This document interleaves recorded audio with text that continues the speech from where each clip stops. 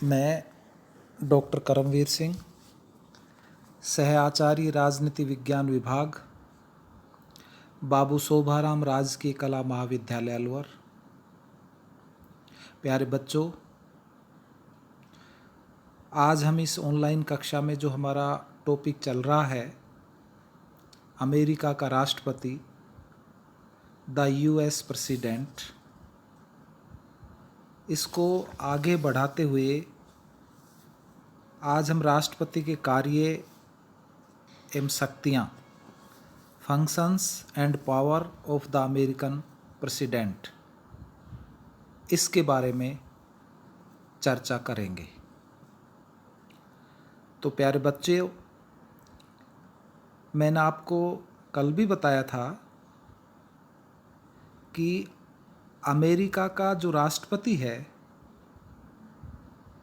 वो दुनिया का सबसे बड़ा शासक माना जाता है, the greatest ruler of the world. और इन्हीं शब्दों को ब्रोगन ने कहा कि राष्ट्रपति सदैव चालक का कार्य करता है या फिर ब्रेक का, परंतु वह कभी भी अतिरिक्त पहिया नहीं है। सर हेनरी मैन ने लिखा कि इंग्लैंड का जो सम्राट है, आपको मालूम होगा कि वो तो राज्य करता है परंतु शासन नहीं। फ्रांस का राष्ट्रपति न तो राज्य करता है और न ही शासन। अमेरिका का राष्ट्रपति न केवल शासन करता है बल्कि या अपितु राज्य भी करता है। अर्थात इन शब्दों से सर हेनरी मैन की बातों से ये स्पष्ट हुआ कि अमेरिका का राष्ट्रपति दुनिया का सबसे शक्तिशाली शासक माना जाता है। वुड्रो विल्सन ने अपने शब्दों में बताया कि अमेरिका के संविधान निर्माता राष्ट्रपति को वैधानिक कार्यपालिका तथा राष्ट्र के नेता के रूप में देखना चाहते थे, दलीय नेता के रूप में नहीं, परंतु कुछ ऐसे प्रभावों ने जो शासन पद्धति में ही निहित हैं उसे तीनों ही बना दिया। प्रोफेसर मुनरो ने लिखा कि जब संविधान निर्माताओं ने यह फैसला किया था कि कार्यपालिका शक्ति एक राष्ट्रपति के हाथों में होंगी, तो उन्होंने कभी भी नहीं सोचा होगा या नहीं सोचा था कि ये जो 9 अक्षर हैं, 9 अक्षर कौन से? प्रेसिडेंट वाले, राष्ट्रपति वाले, PRESIDENT, ये 9 अक्षर लोकतंत्र में किसी अध्यक्ष के हाथ में इतनी महान शक्तियां सौंप देंगे, इन्होंने कभी नहीं सोचा था। लेकास्टर के शब्दों में है कि यद्यपि संविधान में ऐसी व्यवस्था की गई थी कि राष्ट्रपति के हाथों में अधिक शक्तियां इकट्ठी नहीं हों, परंतु वह विश्व के शक्तिशाली शासकों में से एक है। तो कहने का निष्कर्ष रूप में क्या हुआ कि अमेरिका का जो राष्ट्रपति है वो राष्ट्रपति अपने आप में एक महान शासक के रूप में या शक्तिशाली शासक के रूप में माना जाता है। अब ये सवाल ये उठा कि आपने ये तो पढ़ा ही कि अमेरिका का राष्ट्रपति दुनिया के सबसे शक्तिशाली राष्ट्रों में, शक्तिशाली प्रेसिडेंटों में से एक है, तो राष्ट्रपति की ऐसे कौन से कारण हैं कि राष्ट्रपति की शक्तियों में वृद्धि हुई, अर्थात वृद्धि के कौन से कारण हैं, उनका अध्ययन भी करना बहुत ही आवश्यक है। तो राष्ट्रपति की शक्तियों में वृद्धि का कोई एक कारण नहीं है, विभिन्न कारण है। जैसे उदाहरण के रूप में बताऊं कि संकटकालीन व्यवस्था, कि अमेरिका में जब कोई संकट काल उत्पन्न होता है, जैसे गृह युद्ध, प्रथम या द्वितीय विश्व युद्ध, आर्थिक मंदी का दौर, कोरिया संकट, क्यूबा संकट, वियतनाम युद्ध, खाड़ी युद्ध तथा इराक युद्ध के जो वो संकट पैदा हुए, तो उन संकटों से अमेरिका को गुजरना पड़ा।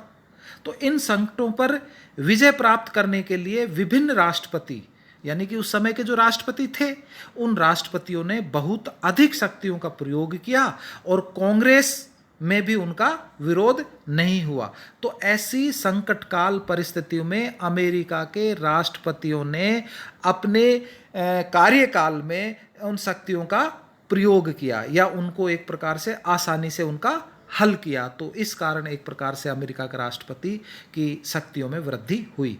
दूसरा, दलीय प्रथा का उदय हुआ कि अमेरिका में दलीय प्रथा के उदय ने राष्ट्रपति और कांग्रेस में सहयोग उत्पन्न कर दिया। अब राष्ट्रपति का दलीय उसकी नीतियों का समर्थन करता है और उससे उसकी स्थिति एक प्रकार से सुदृढ़ हो जाती है। एक परिपाटी का भी आप उदाहरण दे सकते हैं कि राष्ट्रपति की शक्तियों का जो स्रोत आपने देखा कि परंपराएं और परिपाटियां हैं। उदाहरण के रूप में कि जो संविधान कहता है कि राष्ट्रपति जितनी भी महत्वपूर्ण नियुक्तियां करता है उसके लिए सीनेट की स्वीकृति आवश्यक है, किंतु ये सीनेटोरियल जो शिष्टाचार है, इस शिष्टाचार की प्रथा के कारण सीनेट राष्ट्रपति द्वारा की गई नियुक्तियों को स्वीकार कर लेती है और स्वीकार कर लेता है, तो वो शक्तिशाली बन जाता है। अर्थात ऐसी परिपाटियों के कारण भी अमेरिका का राष्ट्रपति शक्तिशाली हुआ।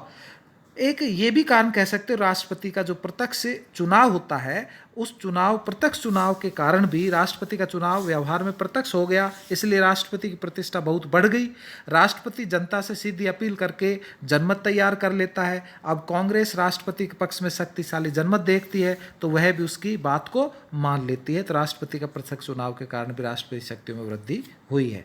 एक न्यायिक निर्णय के कारण भी संविधान एक प्रकार से जो संविधान की व्याख्या करने का काम न्यायपालिका का है, इन व्याख्याओं के आधार पर ही निहित शक्ति का सिद्धांत विकसित हुआ। इससे संघीय सरकार की शक्तियों में वृद्धि हुई और संघीय सरकार की शक्तियों में वृद्धि से राष्ट्रपति की शक्ति भी अपने आप में बढ़ गई।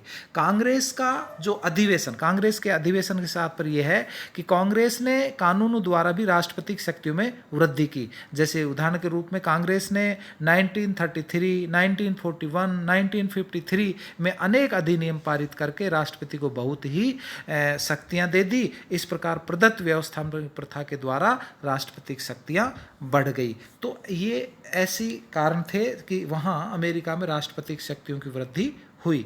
अब राष्ट्रपति की कौन कौन सी शक्ति हैं, अर्थात powers of the president. America के राष्ट्रपति की विभिन्न शक्तियां हैं, जैसे कार्यपालिका संबंधी शक्ति, विधि निर्माण संबंधी शक्ति, वित्तीय शक्तियां, न्यायिक शक्तियां, वैदेशिक संबंधों का संचालन, दल के नेता के रूप में राष्ट्रपति, संकटकालीन शक्तियां, राष्ट्रपति नेता के रूप में राष्ट्रपति यानी कि राष्ट्रीय नेता के रूप में राष्ट्रपति, ये विभिन्न शक्तियां एक प्रकार से वहाँ राष्ट्रपति को मिली हुई हैं। तो इनका जो अध्ययन है वो कल आपकी ऑनलाइन कक्षा में होंगे। जैसे कार्यपालिका संबंधी शक्ति, इसमें विभिन्न शक्तियाँ आती हैं, जैसे कानूनों का क्रियान्वयन का, प्रशासन का संचालन का, नियुक्तियों से संबंधित शक्ति, ये सभी कार्यपालिका शक्ति में शामिल होती हैं।